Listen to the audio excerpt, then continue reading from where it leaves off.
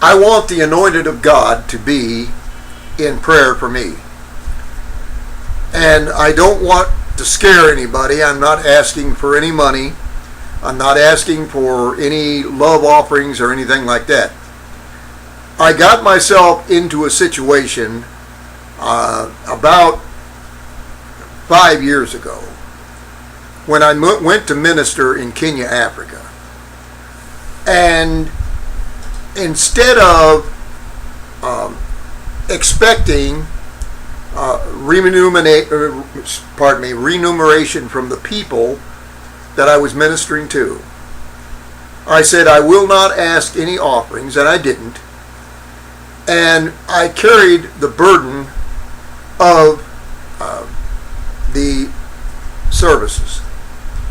The services cost more than I thought it would, because I had to feed the people and everything like that, which I'm not complaining about.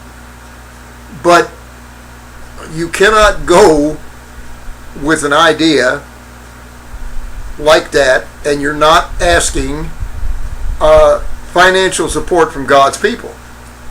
It's like building a pond in your yard and letting the rain fill it with water, but there is no inlet where other water can come in. And when the water dries up, you wonder why. Well, I did that.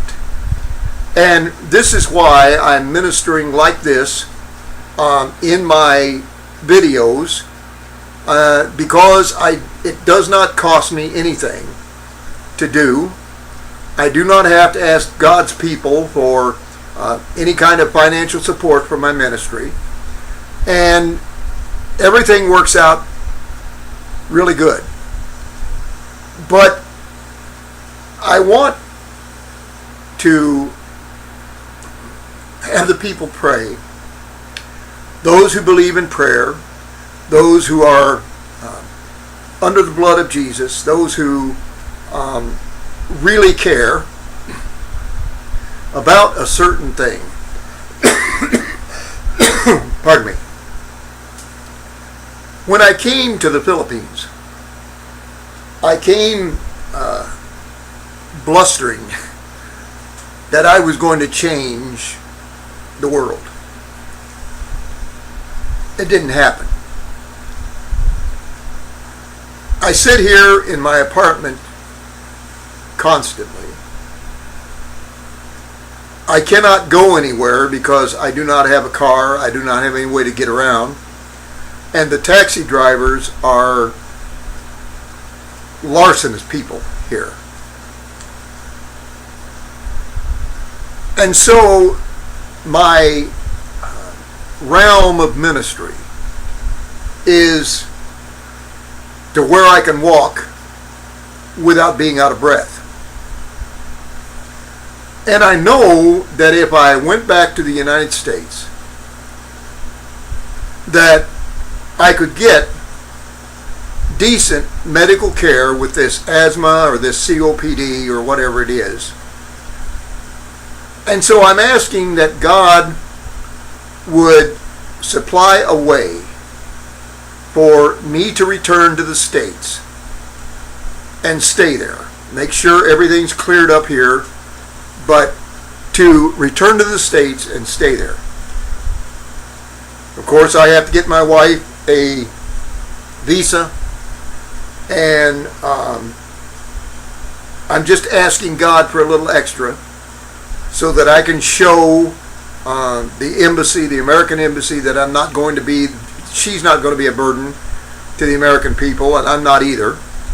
But if I get back there and I get to where I'm settled down, I can get the medical care that I've known before.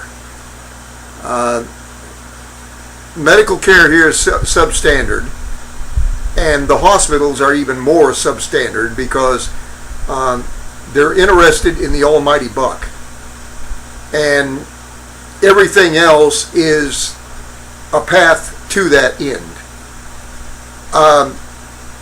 Do I sound disappointed? Yes, I am. Very disappointed. And So if I can get God's attention, so to speak, and God will help me out, and I know He can.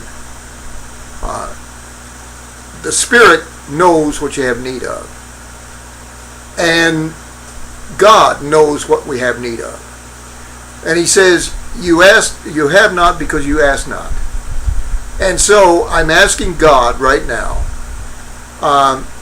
to help me out from heavenly sources, that I might be able to prepare to go home and to receive maybe temporary hospital care or something like that until my lungs are cleared up.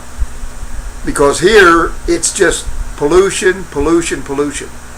Nobody cares what they're putting into the air. And I don't want to sound like a campaigner or anything like that, but it's the truth.